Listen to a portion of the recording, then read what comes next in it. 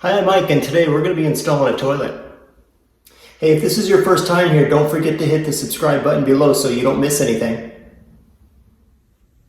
So I've got the old toilet off. I had a new floor installed here, which has raised the level of it.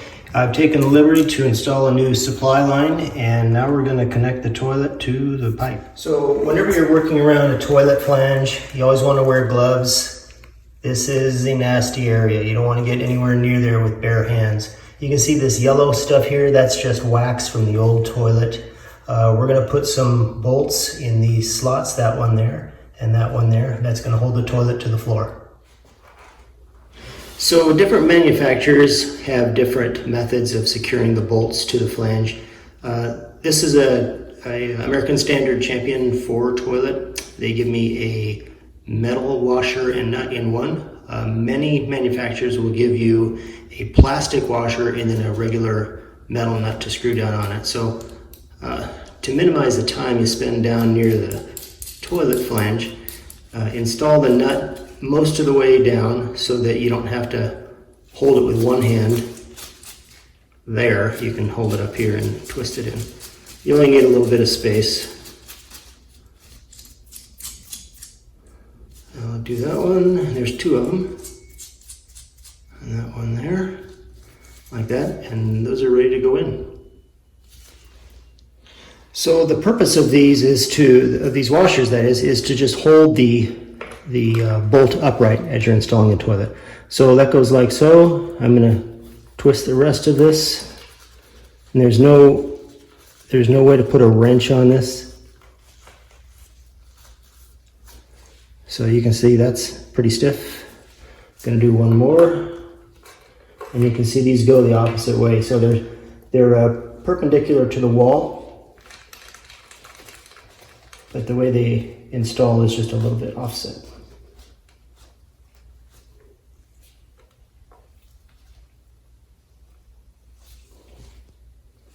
Okay.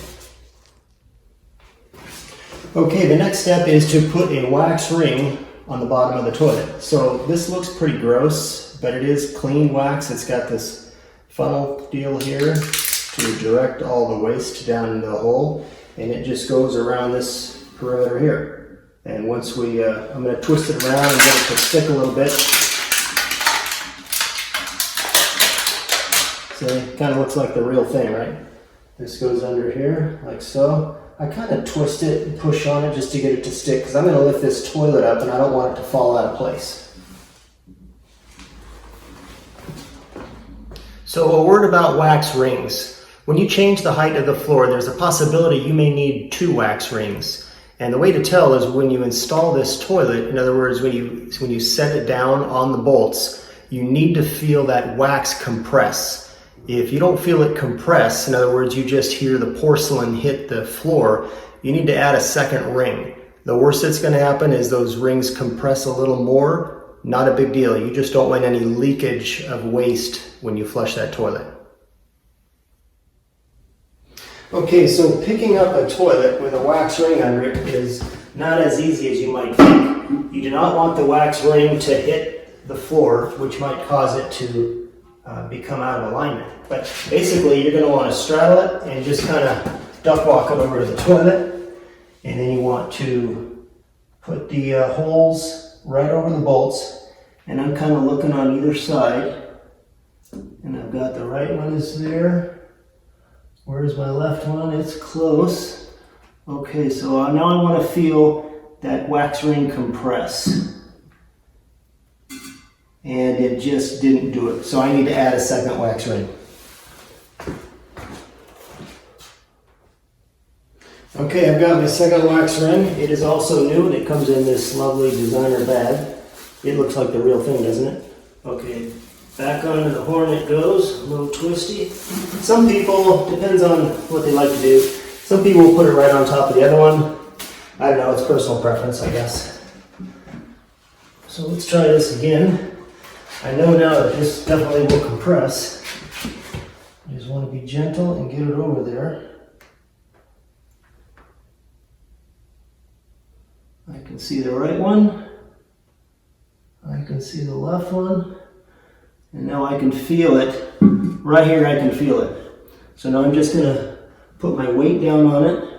And I want to make sure that everything is nice and straight. This is where I want the final resting place of the toilet to be. I can see that the grout line there is parallel with my toilet. And now just crush it down, and it is seated. Now, the manufacturer gives, these are relatively new. Normally it's, again, a washer and a nut that goes on top. These are all plastic. And by the way, you know, it depends on an installer's preferences. Some people will put the tank on the toilet and then install the whole thing. I don't like to lift heavy objects. So I put the toilet on first and then install the tank on top of that. I do have to do a little more work on my knees, but not a big deal.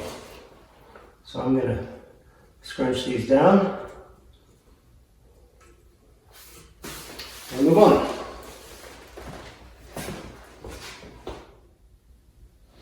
All right, next up is the toilet tank.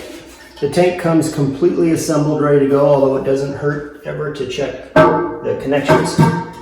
They give you a spud washer, it goes right on the bottom. And it's got the cutouts for the flat sides of the washer, so maybe you gotta rotate a little bit to get it on, like so. You got 2 bolts that stick out. Those bolts go in the holes there. So I'm gonna just gently place that in the spot. Like so, and then American Standard gives this little tool,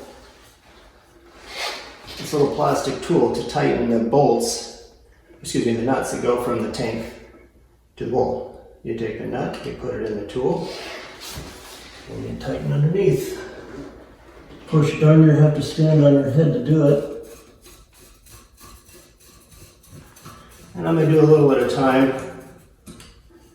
I'll do the other side, and then I'll get a screwdriver and hold down the nut. It's a standard screwdriver fitting in here in the tank. Okay, next up is to connect the water supply. This goes to the bottom of the fill valve. It's already got a conical washer inside. And these are all plastic parts, so don't crank it down. In fact, this has a hand grip, so you really can't put a tool on it. The general rule is tighten it hand tight. If it leaks, give it a quarter of a turn, but don't get crazy on it, don't strip it. Okay, so that's tight. I'm gonna turn on the water.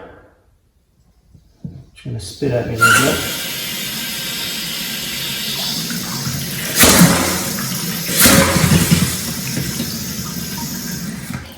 It's been a while since this has been used.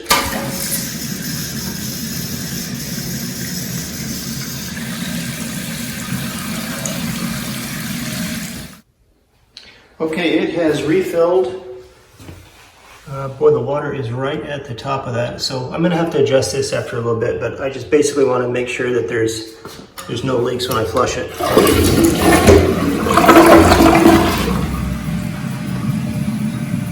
Nice and dry. Nothing around the bowl. These are all good signs.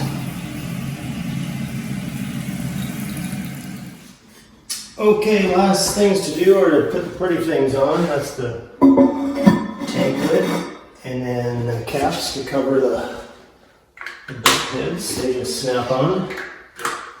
And of course, the seat. Okay, there's the finished product. The toilet seat's on with the fancy slow closing lid, and everything works great.